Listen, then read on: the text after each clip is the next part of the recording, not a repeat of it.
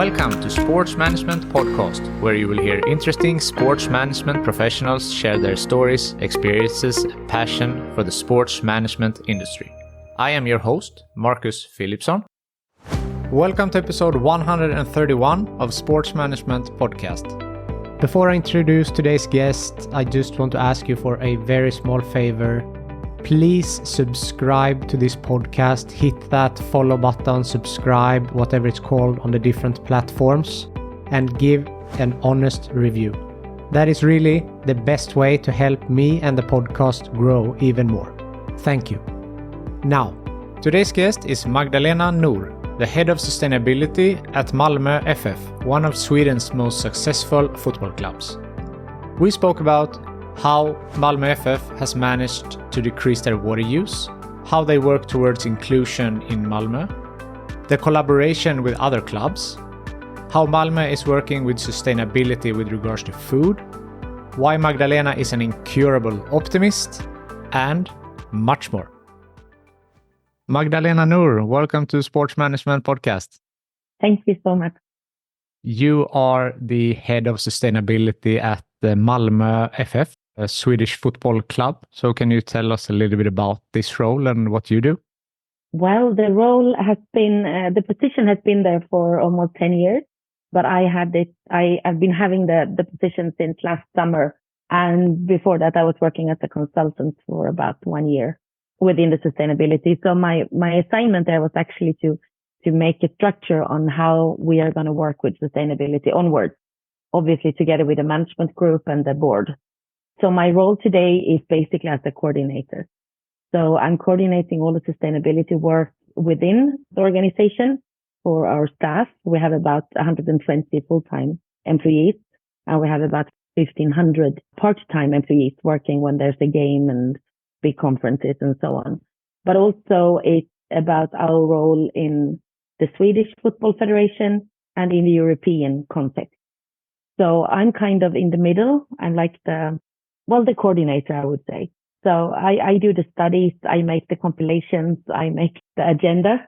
But the point is to get all my colleagues engaged in the work for sustainability within all dimensions, and to learn and to share what we have learned to the football and the sports community. So I would say coordinator. Interesting. So Malmö FF is a very strong club and a strong brand, both in Sweden but also internationally. Mm-hmm. So how are you using this reach that Malmö has from a sustainability standpoint? Yeah, well, that's an interesting point, because we listed it before that we do have like an extra responsibility because we have a strong brand, and we will reach audiences or individuals that normally won't read an article about sustainability or maybe not even watch a TV program.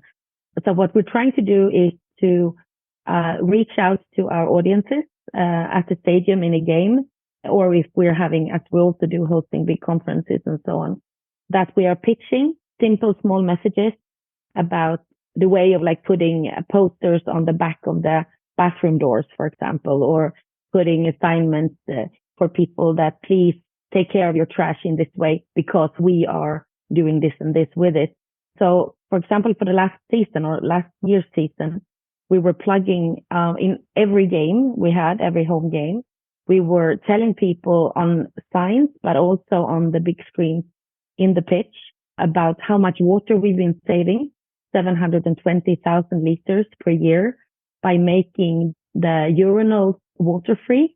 So we have a chemical solution instead, so no water there. And also that we put out 96 different places to sort your garbage when you're in a game. So please use them so that we can recycle everything, plastic, paper, food, and so on.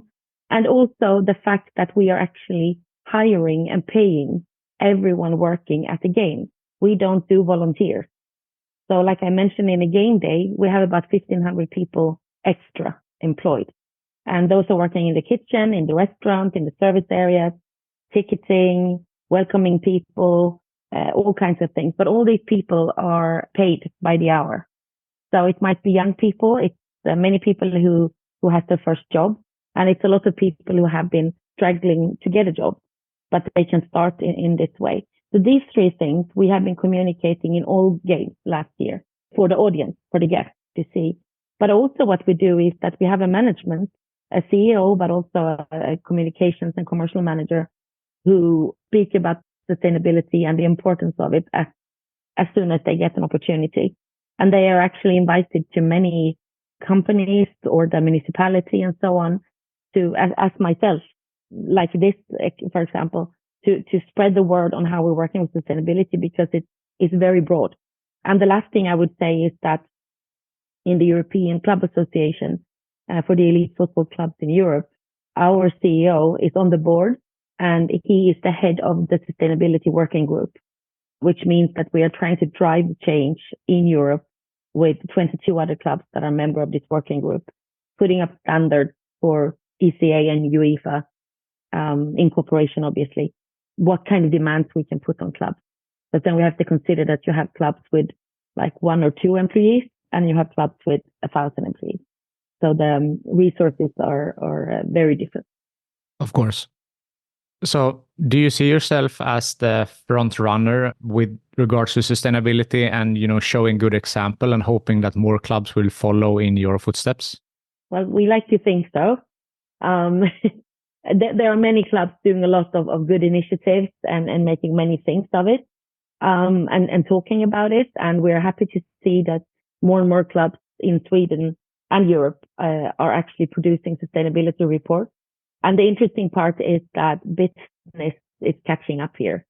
So you have also compliance. Everyone's talking about CSRD, the new European Union regulations. And ECA is estimating that about 100 clubs in Europe, privately owned as a company, then would have to comply and report to sustainability work as a large enterprise. That will not encompass the Swedish clubs because we are NGOs technically, even if our membership organization actually owns companies that have a pretty large turnover. But with that said, it's very interesting to see that it's both compliance, but it's also about business. We have sponsors and partners that expect us to behave in a certain way. So yeah, but we do see ourselves as front runners. I see. Are you exchanging information and ideas between the clubs within Sweden and in Europe to learn from each other? Absolutely. In Sweden, it's the Swedish elite football, which is part, so to say, for the Football Federation. We have regular meetings and they have their staff there who are trying to do exactly what you're saying to enhance exchange and learn from each other. So, of course, we do. And we have good examples that we've been taking from others and we share with others. And also on a European level, I mean, this project I was mentioning before, which is financed by the European Union, managed by the University of Pisa, Santa Anna, Scuola Superiore, who are working with sustainability in sports. There we are doing an ISO certification 14001. And that's with Betis, Sevilla, and Porto, AT Porto, and then the Romanian Football Federation. So they are actually already certified, but they are focusing on the environmental part. And for us, Malmö FF, we have historically been focusing on the social part, inclusion with school children and unemployed and cooperating with the society and the municipality. But we are like getting more into the environmental part in different aspects. So I would say there is a big exchange. And also, I mean, to get the UEFA license to play in Europe, you have to have an appointed sustainability officer. It doesn't have to be a full time because you can't demand that of smaller organizations. But I just recently, last week, signed a paper that Malmö FF needs to deliver to UEFA that, yes, I'm in charge of sustainability in the club, and that you need for the license. I also think that because the standard in general in Sweden are relatively high, we are expected to pitch in. We're expected to do things.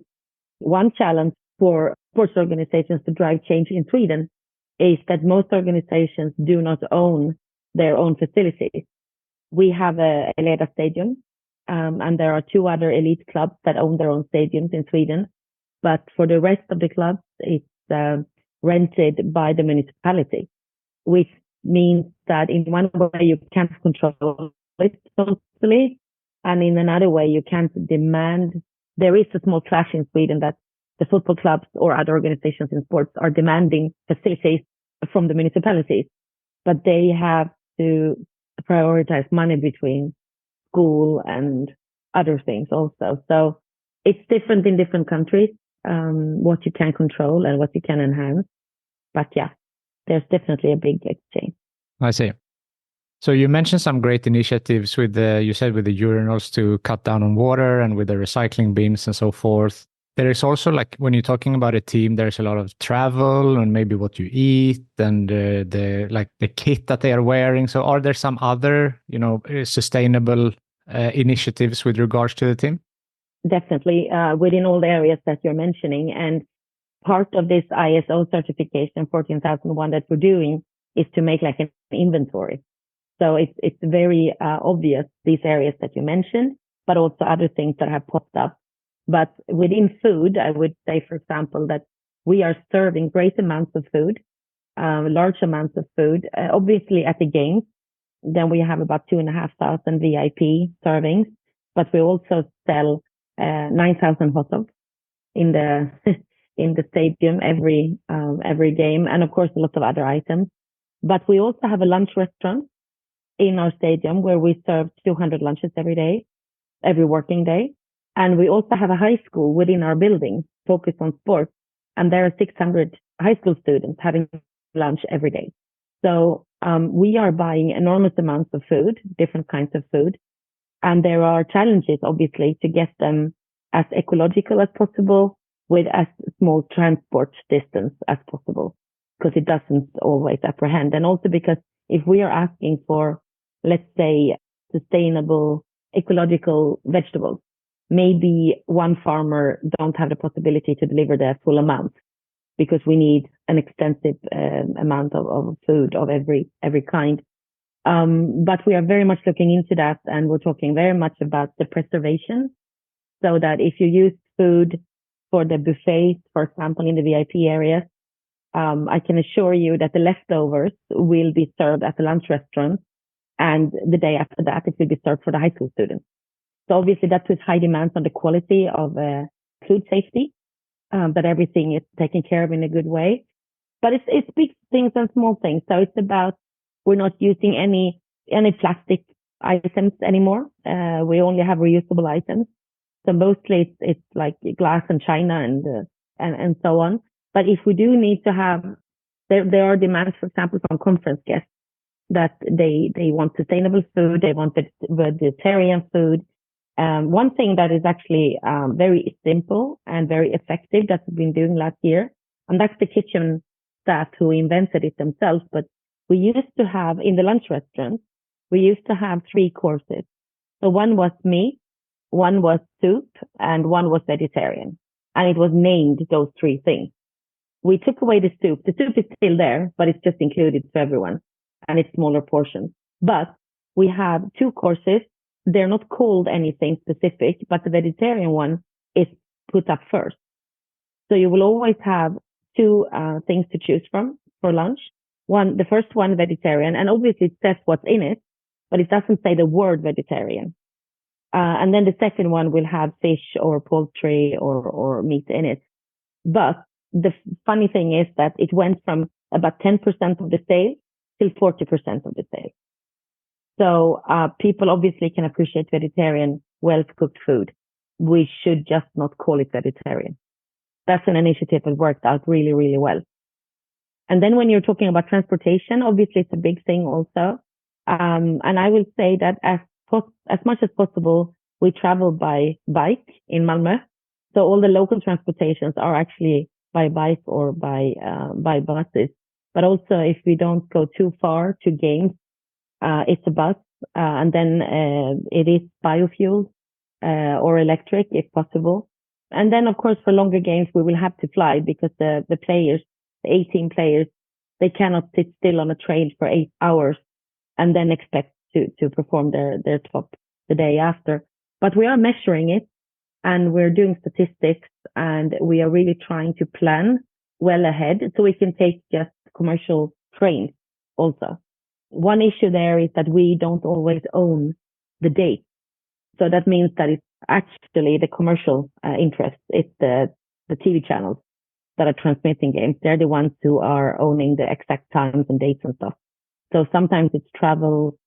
The travel is difficult to plan far ahead, but we're really working on it. And I will say that for the staff, all the transportation, we only have electric cars, and we're not using any diesel in the organization, for example.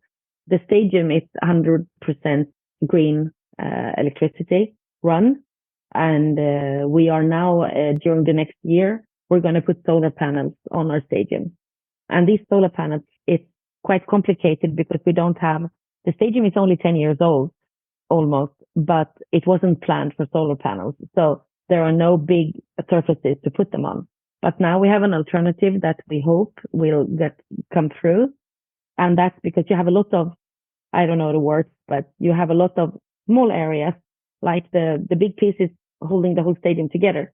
And you can put like a meter big plates on top of those, and many of them. And then you get as much electricity that will make us self-sufficient on an everyday work day. And then in a game day, we will have to have extra electricity from outside. So it's really going forward, small steps and big steps.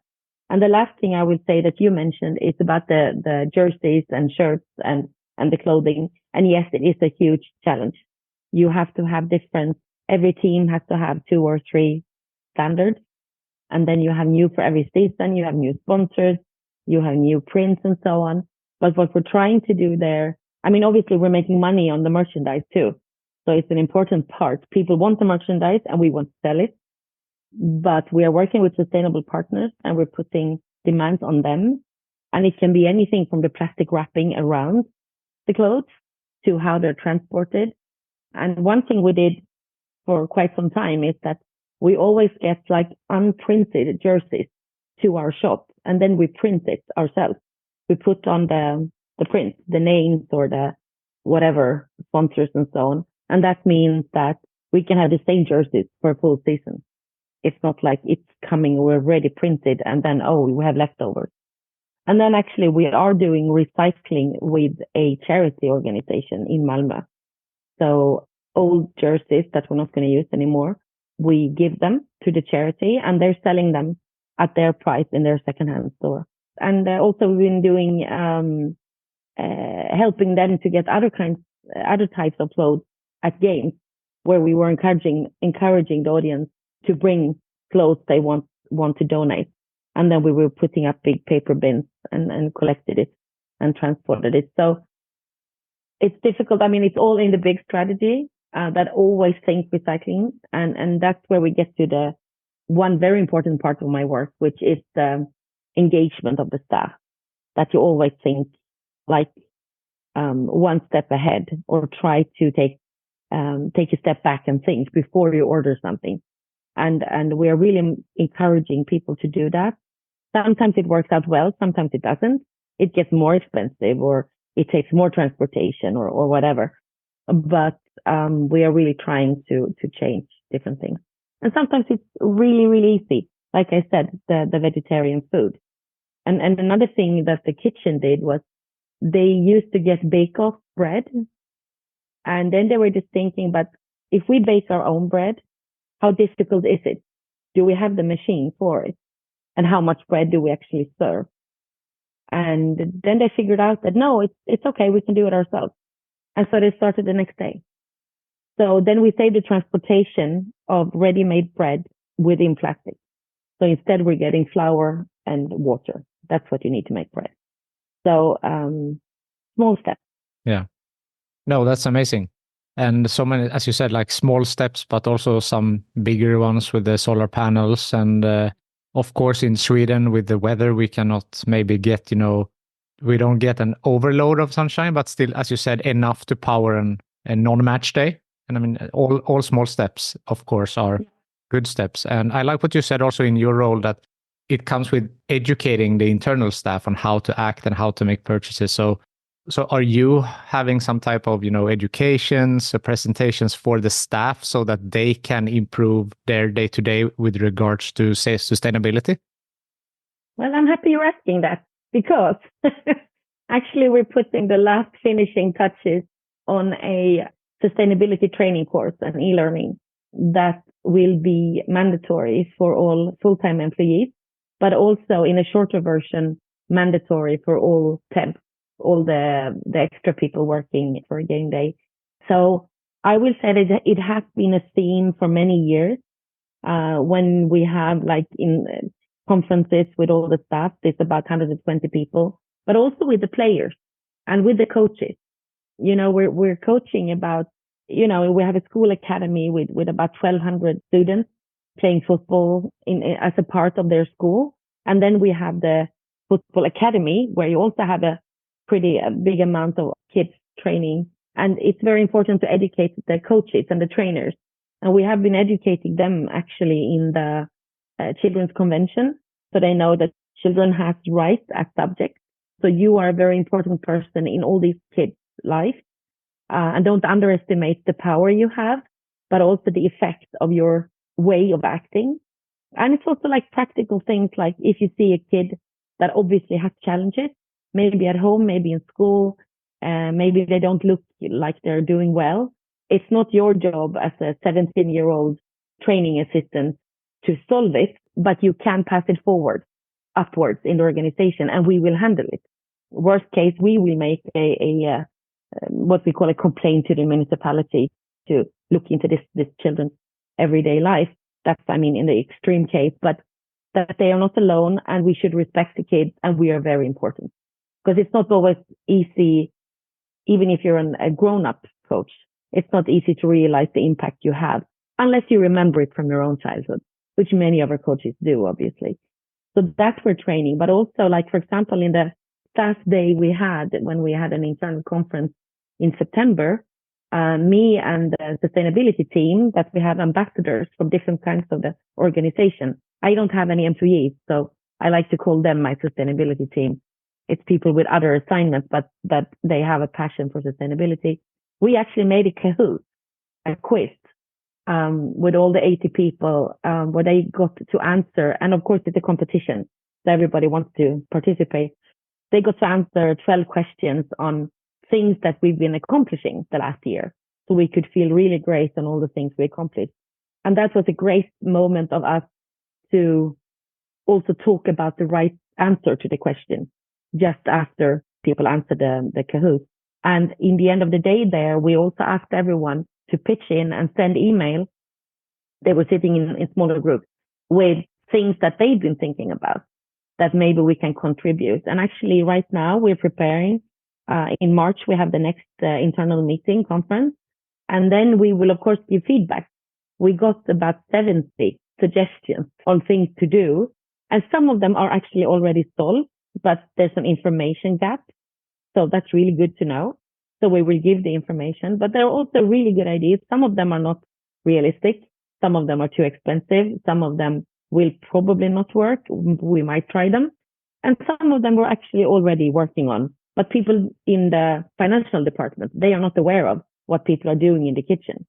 So, we really try to enhance that. But I will say, we're doing like I said, putting the finishing on this e-learning that everyone will partake. And the good thing is that we're also giving this to our sponsors, all the partnership companies. They have already been asked to do with our basic values. Like we're happy to have you as a partner.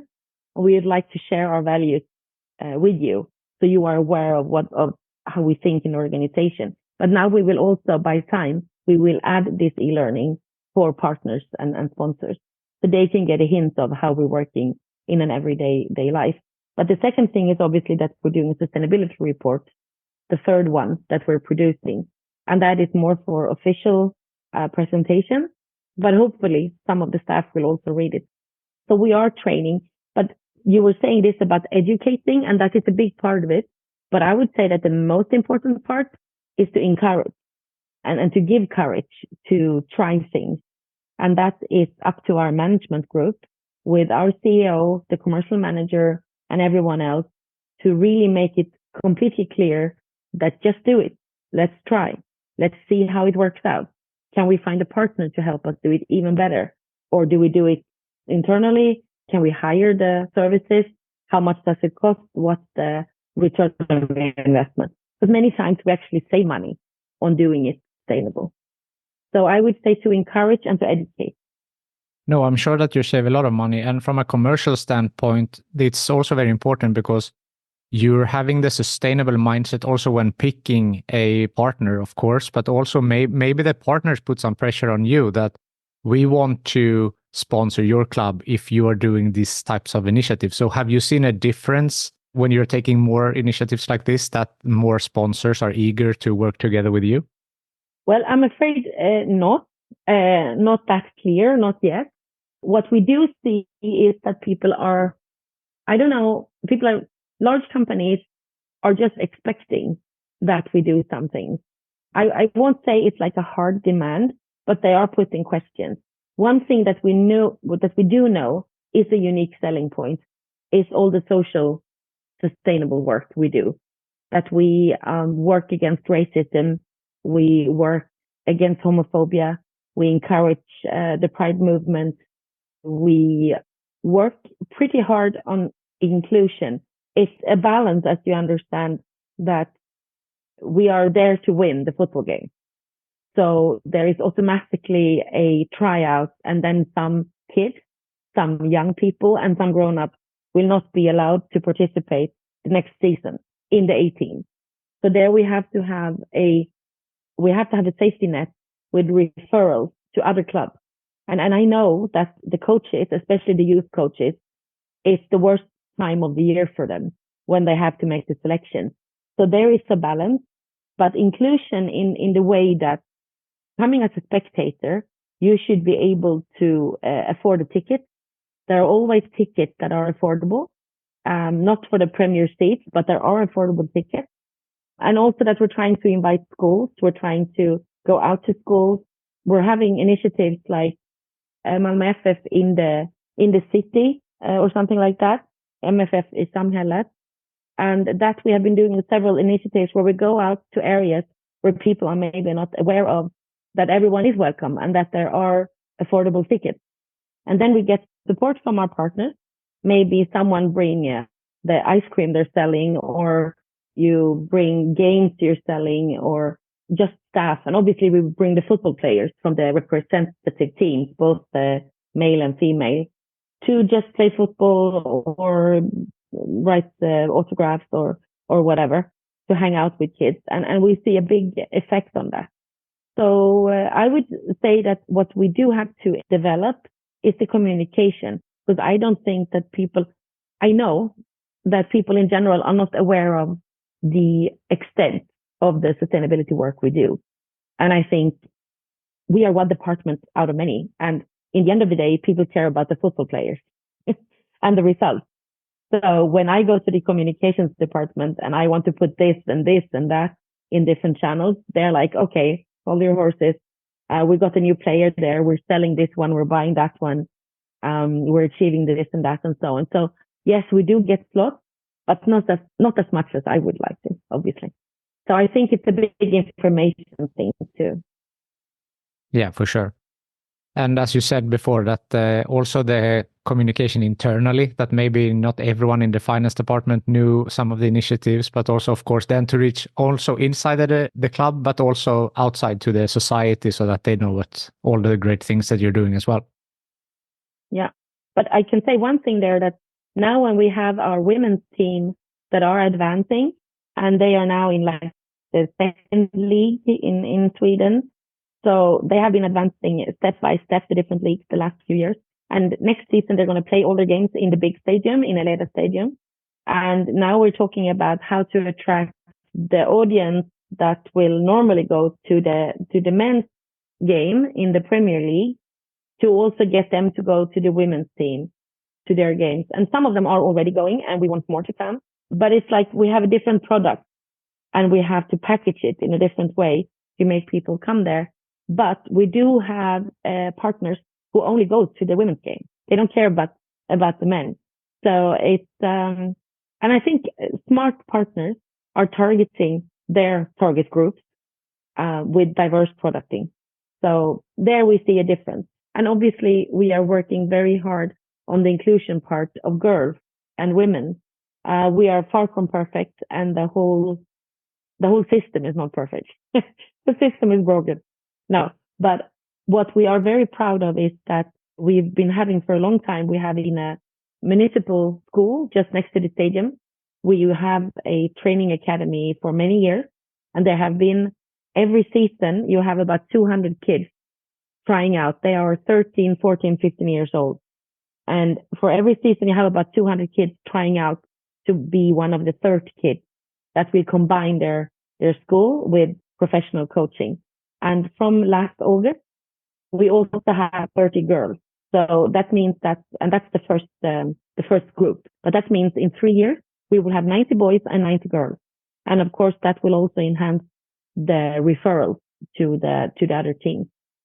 So we are now looking very much into the conditions of the women's team when they kind of move into the big stadium. Because obviously we will do what we can to give them the best surroundings and support. But again, the system is not perfect. So we will not be able to give them exactly the same services and support as the male team has, but we will do our best. Yeah, and I mean, women's sport and women's football is something I've covered many times on this podcast, and it's such an interesting field, but a business opportunity. And as you also mentioned, is that it is a different product, and it might not be the exact same fan base as for the men's team. So just to find that difference to how to promote the women's team, how to support the women's team, might not be exactly the same as for the men's team. No, but it's like small things, and I think it's very important to remember, like you said, it's not the same product. But it's also important to remember that it's not to give the women's team exactly the same as the men's team. It's to ask the women and their staff, their supporters, their surrounders, the entourage, what they need. You know, maybe they need other things to perform, to optimize their performance. Maybe it's not the same things as the male team. And we don't know that because we didn't ask the question before. So we saw it, for example, it's a very small detail, but it's important. It's with food after away game. That if you go by train or bus and you go back and forward, basically the same day or just the day before, they get their food from our own kitchen with them, and then to sit and eat in the bus or the train on the way home. And it's very interesting because both players, the women and the men, they have been performing at their top for 1.5 hours, 2 hours. And they are exhausted and they need a lot of good food, but they don't want the same food. So you can't make it's not the same recipe. It's different stuff that they are happy to get. And it's like, okay, why didn't you say so? Well, and no one asked. And so it's like the balance there. So I will say that the more focus we get on to finding out what makes the top women's team perform at their top, the better they will get. And that goes for everything. I love this thing about when you're talking about in Sweden has been big discussions for uniforms when you come to police or the army, that lots of women serving in the police force, and you have also women, all young women also have to do their military service today, but the underwear is not adapted. So, I mean, you can ask any sports person, what kind of underwear would you need as a police officer or as a soldier to perform perfectly? Well, you can obviously not wear bad fitting, not fit underwear, because then that's all you will think about. But they get literally like an adapted version of the male underwear. And the female body doesn't look like the male body. So it will be too big in some places and too small in other places. It just doesn't work. And it's crazy. It's 2024. But I will say not that we have a problem with the clothing or the underwear for our players, but we have other things that we can adapt. And we know from science, for example, that shoes have to look different. The women's shoes and the men's shoes because the knee and the foot doesn't look the same.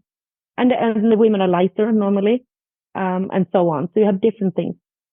So that's an interesting journey that we are focusing on to be even better now, to figure out what can we do to get the most people coming to the games and the women to perform at their top. No, the last part there is so interesting, and it's not, of course, up to Malmö FF to solve that alone. But as we have mentioned, maybe you can put some pressure on the government or something, because that's something I've talked about also. That you mentioned that feet are different. Women generally have larger hips, which puts a different angle on the knees, and you see a lot of ACL injuries in the women's game. The different pitch, there's so many things that needs to be considered. Yeah, the good thing is that, like you said, we obviously can't do it alone, but there are also large and resourceful clubs in Europe now focusing on these things. So the double teams clubs are getting more and more. And I'm really looking forward. It will be very exciting to see what the clubs in UK and France and Spain, Germany, and many other countries, what they come up with. Because I think, like you say, there's a lot of improvements to be done. I'm interested in your background and how you got into sports. And I know that you have worked also with the Olympic movement. So can you talk about your background and how you got into sports and where you are now? Yeah. Well, quite honestly, I don't care that much about sports, but I do care about people and how people work together and how you make people to perform at their top. I've been in the people business for 25 years, working with recruitment, staffing, but also organizational development and how to optimize teams.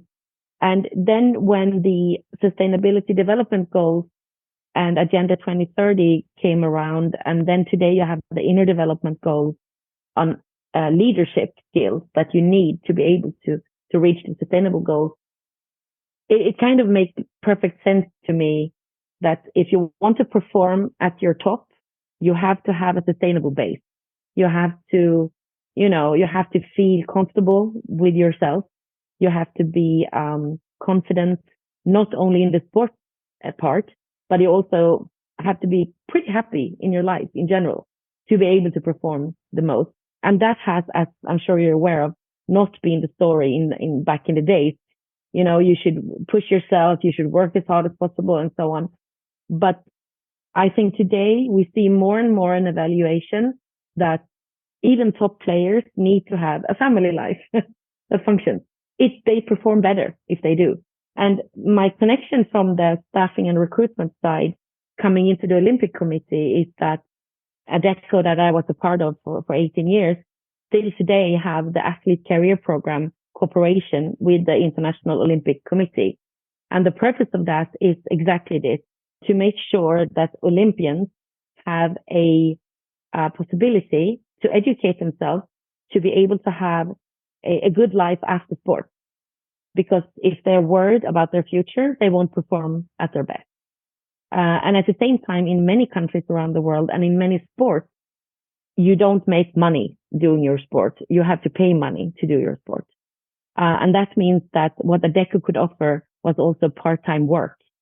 So, for example, large companies, international companies, you could be hired the time you are able to work. You will be paid. But then they're also okay with you going away for 2 months for doing some kind of competition or the Olympics or whatever. So that was the way in. And that work I was doing in Sweden and in Denmark when I was posted in Denmark. And then also I got to be on the global steering committee working as a representative from the staffing department. So it really opened my eyes in the way of that it's the same within business as it is in sports. And the good thing about working with sports is that people truly believe that they're going to be the best in the world because that's why they're doing it. And that not only goes for Olympians. So that's why I got fascinated by sports, because it's what I've been working with is the full person, the whole person, and how you win the game by being a full person. And then you have to make sure everything is in place. That if all football players, they're good at playing football, but they have different interests. So maybe then you can let them educate themselves in different areas. On the level where I'm working now, they are getting paid, sometimes a lot, sometimes at least reasonably. They don't have to work on the side. But it's also interesting, I will go back to the women's team, that this season, because the women players, they're still in now, like I said, in the second league. Most of them have to support themselves by a part-time job still, and many of them are studying. So we actually have players now. Now most of them will get better paid, and hopefully next season, when they're hopefully in the top league, they will have a decent salary to live off. But they will not be able to pile up money on the bank. So they still have to think about a working life after the career. But what is very interesting now is that we actually have at least 2 players in the women team who are studying, and they need to focus on finishing their studies. So they are taking a step back this season, playing with other clubs to be able to do the studies. Because now the demands of the football are getting higher, and they will not be able to study full time and perform at full time. But they make the choice that for 1 year or whatever is left of the education to go back to university and play on a little lower league to keep up the football. And those choices, we always have to see the full person behind it. It would be easy, for example, for Malmö FF to say, look, if you want to be on the team, you're on the team, otherwise you're out. But we don't do that. And I'm very, very proud of that. That we're trying to make arrangements. Because if we could pay them a top salary and guarantee that they will, go out in Europe, make tons of money and never have to work a day in their life. But we can't. And we can't do that with the young ones either. So my fascination is about this, to get the full people, the full person. And that's exactly the same as I've been doing all along in businesses, because your staff perform better if they're healthy, if they feel good, if they're confident, if they're safe. I'm working a lot with psychological safety and to dare to make mistakes, to develop, because otherwise we don't develop. So I'm very, very happy to be back in the sports environment. But for about 5 years, I've been more in the academic part. So now I'm back here. But it is actually the people and the organization and the performance. That's my clue. You're in the people business, as you said. I'm in the people business. So if I understood you correctly before, you said that you are not managing directly any employees, right? Correct. So, but when we talk about psychological safety, is that something that you also educate internally to managers who have staff? I'm not there yet. We actually, we have a split HR function, and we don't have a full-time person focusing on that. So that's a part of development. And then, of course, as you understand, as you're very well aware of, within an elite football club coaching, there are many opinions on how to coach top performance. And I'm not going to take that challenge in like making the best possible football players, because we have the sports management that obviously are doing an excellent job looking at our results. But I do think that if we're talking sustainability, it is part of my assignment too, to make sure that people have this psychological safety. And I'm very proud, actually, I will say, that we have a management who are fully aware of this. We have a CEO who is promoting exactly this. Then again, we can talk about it even more. We can train our different department leaders even more and so on. But I will say that it is a philosophy, and it goes back to the values. Again, we have one of the values is that the team is bigger than the individual, but the club is bigger than the team. So we are there to be a club for everyone. And inclusion and also diversity, as you might be aware of, maybe not everyone listening, but Malmö is one of the most segregated cities in Sweden.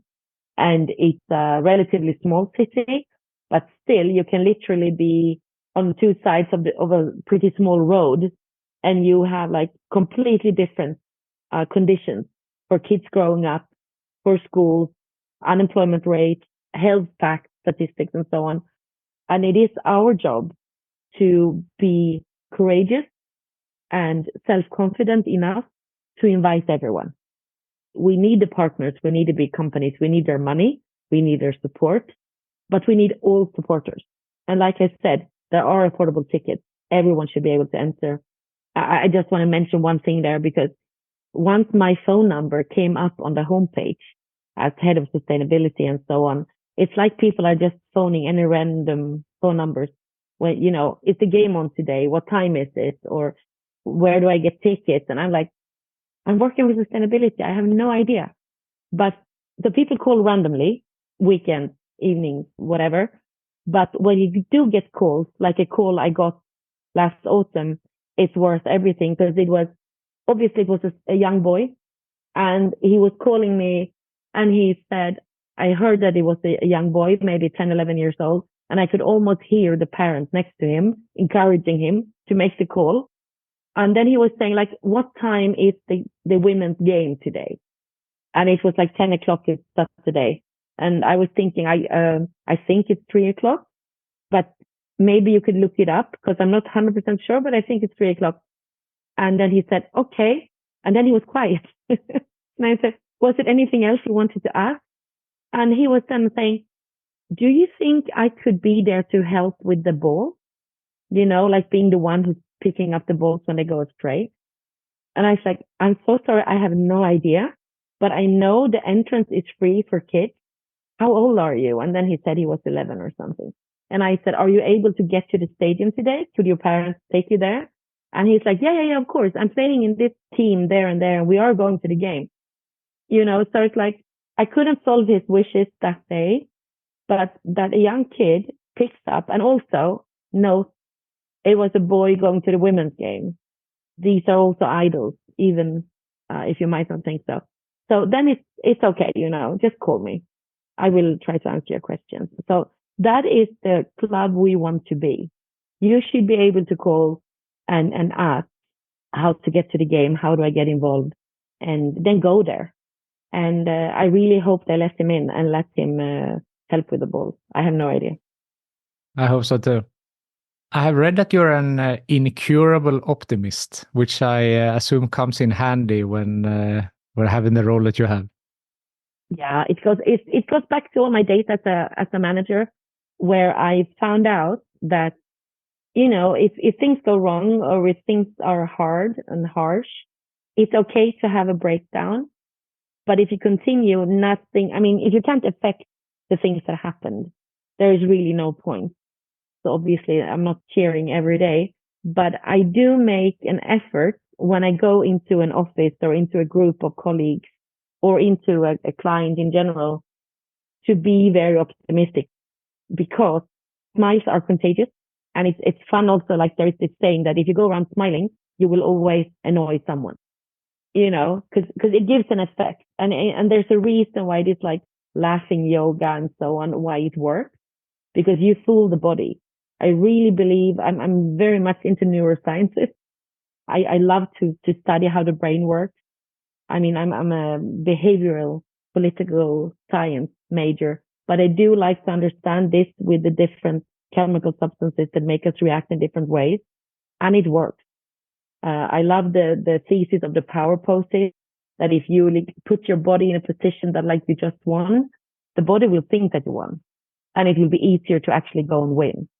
And it's exactly the same with this being an optimist, that it's okay to have a breakdown. It's okay to get angry. It's okay to be sad, but just for so long time, then you have to continue, because no one will thank you. And the only person being miserable is going to be yourself. So yes, you can say incurable optimist. It gets easier as I get older. When I was a younger blonde, I was always told that I didn't really understand. It's more difficult to tell me that the older I get. Why put more mystery in your own life? Things might be miserable, but let's try to change it and go on instead. I love that. What would be your best advice for women who wants to pursue a career in sports? Wow. Choose the right sport.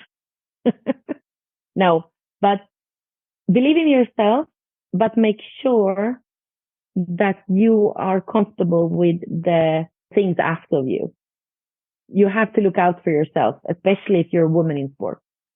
There will be people seeing your talent who will want to use it. And I will also say almost explore it and exploit it. So make sure that you do things that you're comfortable with. And that goes for clothing. I'm thinking about beach volleyball teams, for example. Make sure that you're comfortable with sponsor contracts. what they want you to do and perform. It's your integrity, and watch out for yourself. And then just give it a shot. You know, you can be as good as anyone else. Believe in yourself and go for it.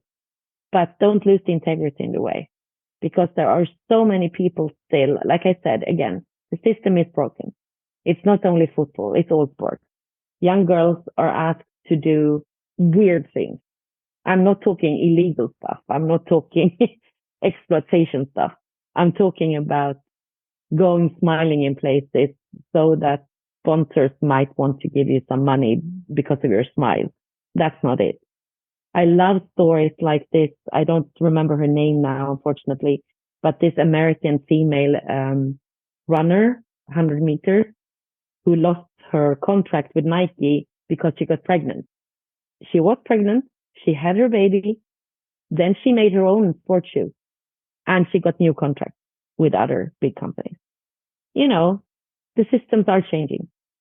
So believe in yourself and make sure that you have insurances. You have maybe not the highest salary, but that you are safe and your integrity is intact. That I would say. Yeah, that's a good one. Is there something I haven't asked you yet that you feel is important to mention? Well, we haven't talked about Lennart. Lennart Johansson, he used to be the head of UEFA, a Swedish man. And he is the popular name of the trophy you get when you win the Swedish Premier League. And it is now in our custody again since November. We won the Swedish National League last year. And I will say a small part of it is our sustainability work. I'm glad to hear it. The last question that I ask everyone is, who from your network do you think would be a good guest on this podcast? Oh, I've been thinking about that. It's very, very difficult. But I assume it has to be sport. And I would say someone in about the communication. I would actually say Claire Poole. Claire Poole is a communication specialist who is organizing the Sports Positive Conference. But she's a communication specialist within sport. So I think it would be interesting to talk to her about how important it is to communicate what you're doing internally and externally. And I'm sure she can also say how you do it. She's based in the UK, but she works globally. Oh, that would be very interesting. And also, since we talked a lot about communication today also on this podcast, so it ties it nice together. So thanks for that. Magdalena, thank you so much for taking the time to be on Sports Management Podcast. Thank you for having me. Thank you for listening to the Sports Management Podcast. Please hit the subscribe button so you don't miss out on any upcoming episodes. Also, feel free to leave a comment about what you thought about this episode. If you want to get in contact with me, send an email to sportsmpodcast@gmail.com or hit me up on Facebook, Twitter, or Instagram @SportsMPodcast.